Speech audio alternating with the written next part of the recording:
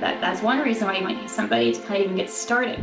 Other people, maybe they have an idea and they've been drafting the same manuscript for years and they're at 200,000 words and three different rewrites. Maybe that's when to, ask for help. It's, helping you get out of that net that you created for yourself and, getting it to completion. So, yeah, I mean, honestly, the most basic indicator too is if you find yourself saying like, I don't have the time to write, well, that's an easy solution. Get a ghostwriter. We'll write it for you. We'll take the time off your hands.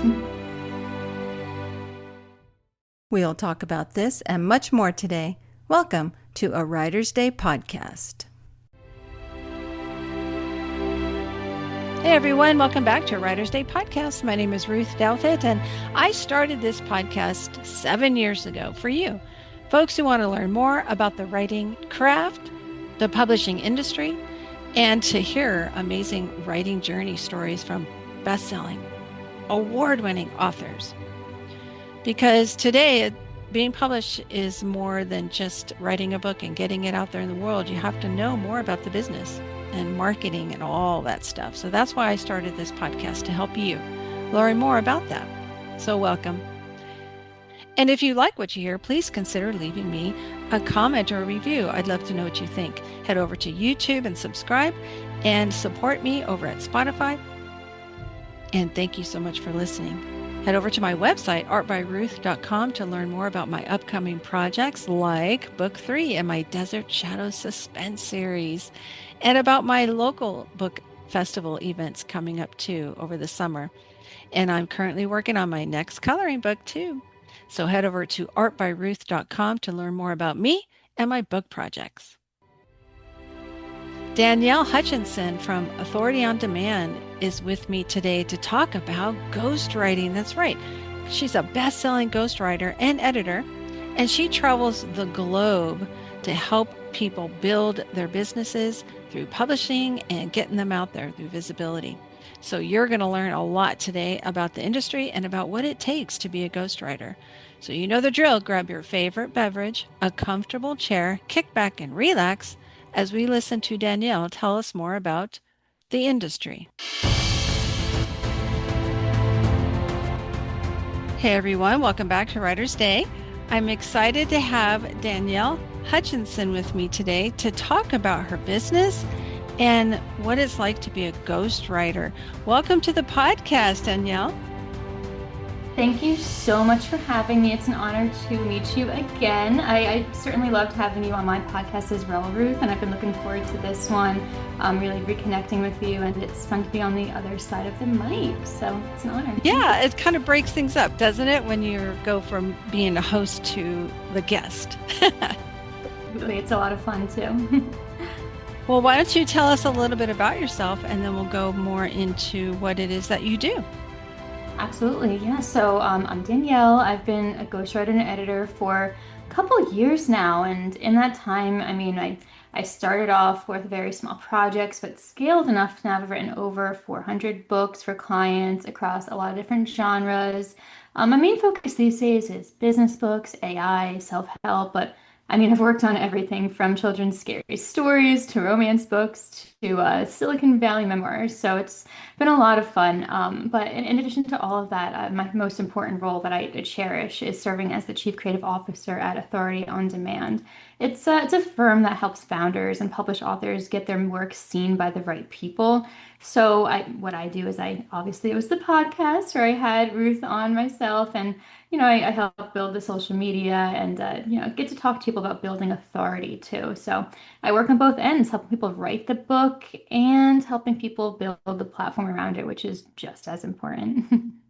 Oh, that is so true. So many times authors think once they've published a book, they're done. Then they can just sit back and relax, right? But we have to be out there as well, building that platform. Absolutely. Yeah, I mean, we all have those ideas in our head that we want to get out and share with others, be it a story, be it a framework or a lesson to be learned. But yeah, you can spend years and thousands of dollars building your book, but if it's not reaching anybody, I mean, hey, it's where's it going to go? So.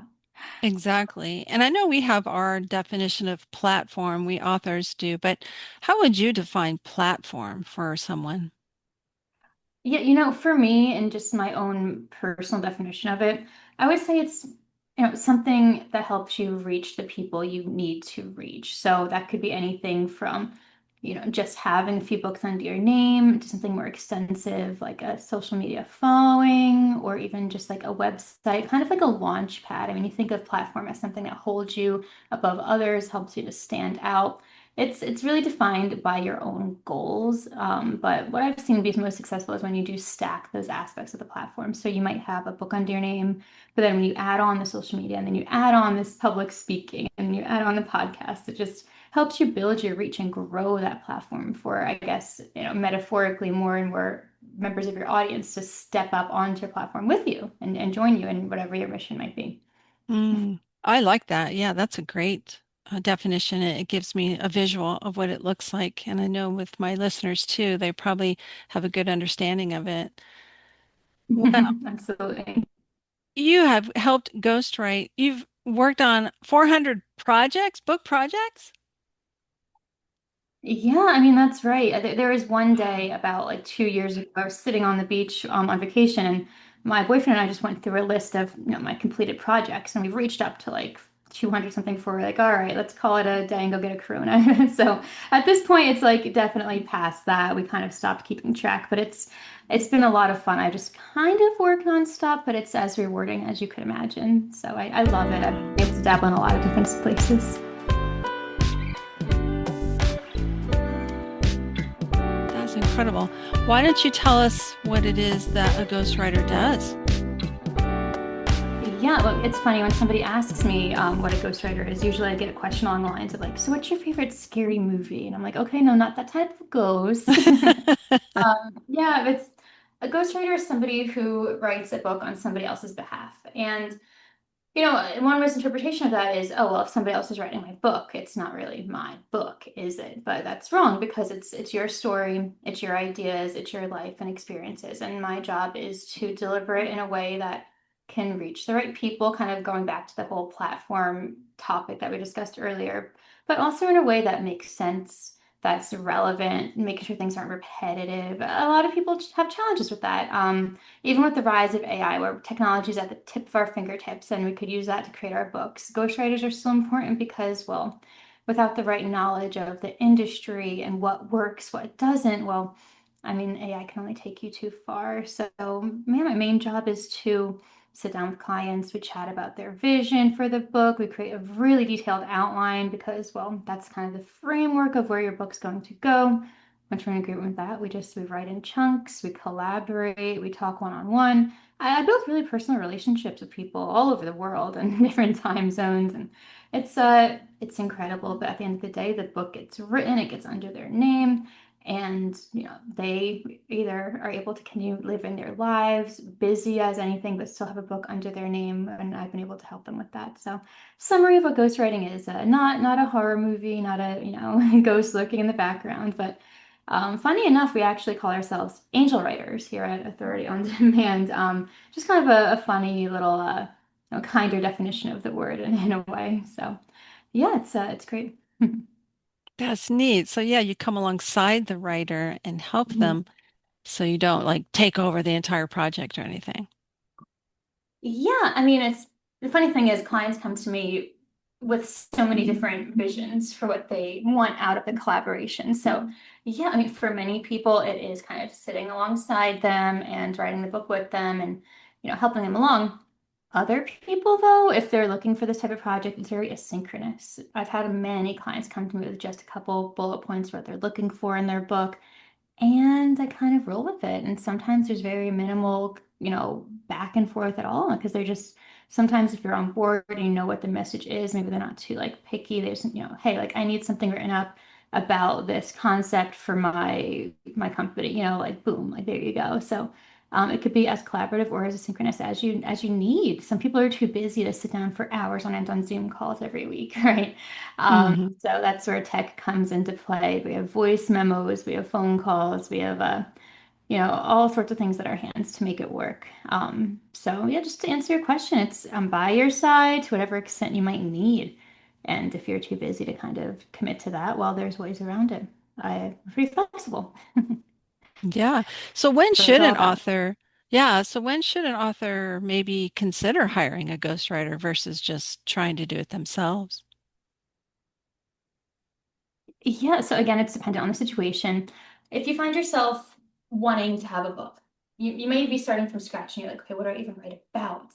I have so many ideas, or I have no ideas, right? Like that's one option. Like, hey, let me reach out to somebody who has worked on hundreds of books and see, hey, like, does this idea work? Is this new? Would this stand out? That would help me kind of that's one reason why you might need somebody to kind of even get started.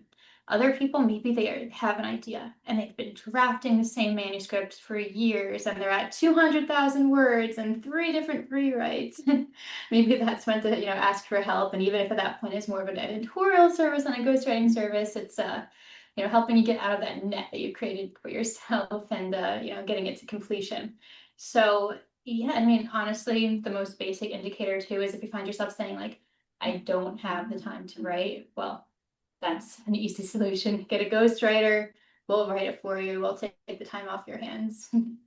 Oh, that's incredible. Well, since you've worked on so many projects, I imagine there's been challenges. So what has been the most challenging part of ghostwriting for you? I'd say the most challenging part of ghostwriting, and this is more so, especially when I first got into the industry, is getting aligned with the client's vision and setting clear expectations for yourself. I of course always want to ensure the best quality work for my clients. However, if you're not clear with expectations, deadlines, standards, well, you can find yourself rewriting the same chapter for a while until it's what the client's looking for. So yeah, just you need to make sure you have those guidelines in place and make sure you're on track with what the person's looking for. And for that matter, ensuring that you're a right match for the client. I might be able to write a book for one person, but maybe my tone and my own personal goals aren't the same as what somebody else might be envisioning. So having that right kind of partnership matters a lot too. So I guess what I'm trying to say is that the most challenging part is just getting in line with somebody. But honestly, after years of doing it, that even becomes easier and easier. Just that really ensuring that everything's nice and clear. Oh, that's great. So authors should probably come to you with a good idea, but realistic expectations, right? And then it seems like communication is key. I mean, you need to communicate with the authors, but they also need to be able to communicate their ideas to you as well. Yeah, yeah, and I mean that does also circle back to like, okay, like to what extent do you want to be, involved with it? If you have a very specific idea for a book, well, communicate that. But if you're really not sure about it, well, maybe a more synchronous approach is up to you. But you have to be willing to kind of be okay with whatever might come out of it. But yeah, communication is key. Being sure, like, hey, like this is the first chapter. List out all of your thoughts in one list. Don't keep coming back with like, all your different thoughts, one big round of revisions, make sure it's what you're looking for. We're gonna keep going on, because you're happy with this. Great. We're gonna continue. We're gonna get this book out there. The point of a ghostwriter is to make sure the book actually does get finished. So we gotta stay on track. And you know what? To think about that, that's a whole another side of it too, is time management. Lots of people will start ghostwriting and then sometimes they themselves fall off. Yeah, they stop responding to messages or they get too busy to review a certain chapter. So committing is another thing to make sure that you're ready to do. It's kind of Mm, another tidbit there. yeah.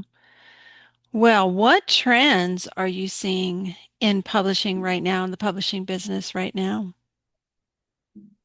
As of right now, I'm seeing a lot of like self-help books kind of coming out there. Not self-help in the traditional sense, but more so in like I guess you could say like empathy toward others in the business place is one, right? Like helping others in a way that can help your business or community grow. So, for example, I'm editing a book right now for a client, and his whole thing is about empathy in the workplace, studies on how, like, hey, if you're able to see what your employees are going through and relate to them, well, it creates a happier workplace environment, it becomes more productive. So that's just one topic that I've noticed recently has been coming about a lot because a couple other people have come to me with that sort of thing, improving workplace environments. But kind of branching on that, of course, is the whole idea of AI. So business books about integrating AI into the book itself. And then, of course, also like the use of AI when creating the book, which is a whole other topic itself. But I would say right now, those are the things that are circling around on the tips of people's tongues. Yeah, that's true. AI is happening. So what kind of an impact have you seen on the publishing industry in regards to AI? It's funny. I feel like everybody has a different take on AI. Of course, there's different regulations and rules going around in every country, really, about how AI can be used in publishing. We all know that Amazon now requires you to put a little badge, to disclose that the book was used with the help of AI. I've heard stories of people who are about to get their books published by big house publishers, and then they get accused of using AI, and the deal falls through. So Mm. it's interesting because a lot of people have this like negative connotation to using AI in writing, and it goes both ways. I feel like it could be great as a tool, but if AI was used to kind of just come up with some ideas or research, well, that's what you're looking for, right? So it's a catch-22, but I've seen it in all regards. The fortunate thing is, though, there isn't a way to get around that I've kind of discovered for my clients is humanizing AI writing. So sometimes people come to me with the AI generated manuscript. I said, hey, I wrote this whole book. And I'm like, okay, like let me take a look. And yeah, it's just we all know those telltale signs of AI in there. We have the Hmm. M dashes, we have the use of the word delve, and like this rich tapestry of business phenomena, right? Like things that nobody actually says. So what I've gotten into is humanizing and rewriting the book that has been created by AI, but making it more like that client's specific tone of voice and vision. And changing it up enough that it sounds real and authentic and human. So that's just another way that I've been kind of adapting the AI use in publishing to make it beneficial for us. You can't fight it, so use it as a tool. That's true.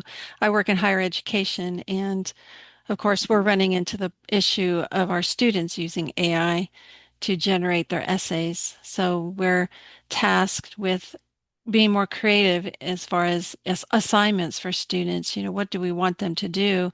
We have a skill they need to have, but how can we better create more critical thinking in the assignment? So instead of just having them write essay after essay, we're having them present, video themselves presenting, explaining the concept instead, where we have to see them actually speaking, doing what you and I are doing, explaining something. And so they don't just run over to AI to write an essay, but we are having them use AI, for instance, to maybe create an outline of their presentations so the faculty can grade them and see how their idea is coming along and then point out, well, let me see the prompt that you put into AI to create this outline. And so the faculty will help them out with rewriting the prompt to make sure it comes out a little bit more in their voice. Like you were saying, the faculty is saying, hey, I want to hear your voice. So let's rewrite that prompt, put it back into AI and see what it comes out with. Things like that. You're right. It's not going away and students are going to use it. And so why not show them how to use it as a tool rather than a crutch, right? Exactly, exactly. I mean, it's changed the baseline, but AI has not changed the ceiling.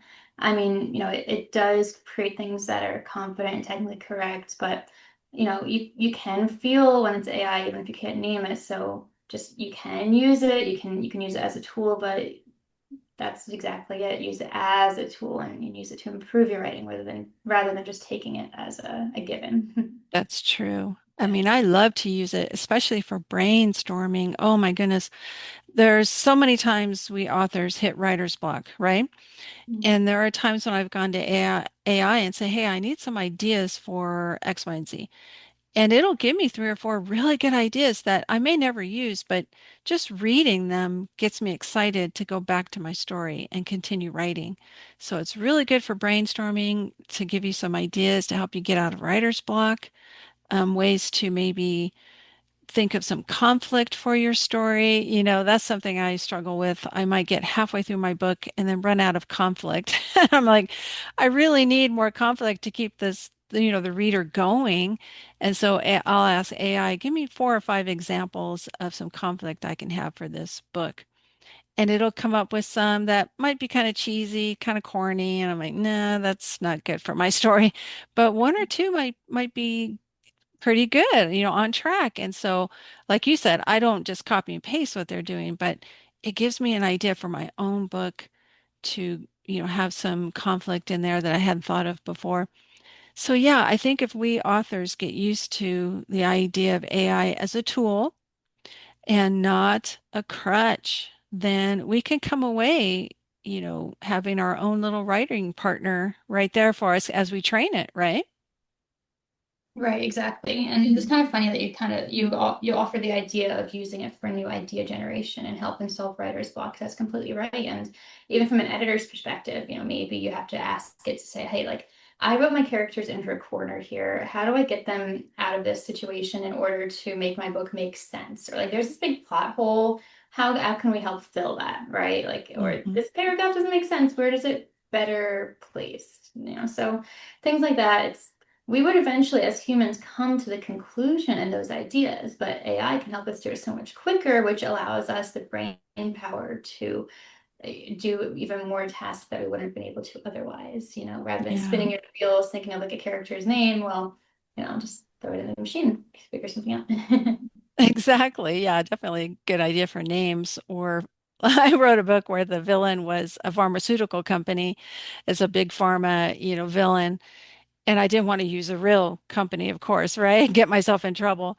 So I asked AI, hey, I'm looking for some, fictional names of big pharma for the villain of my story. What are some ideas? And it got really specific. It said, do you want it to be, sound more academic, or do you want it to sound more like, you know, um, mineral sounding, or earth kind of that tone and everything. And I was like, wow, okay, yeah, show me what you got.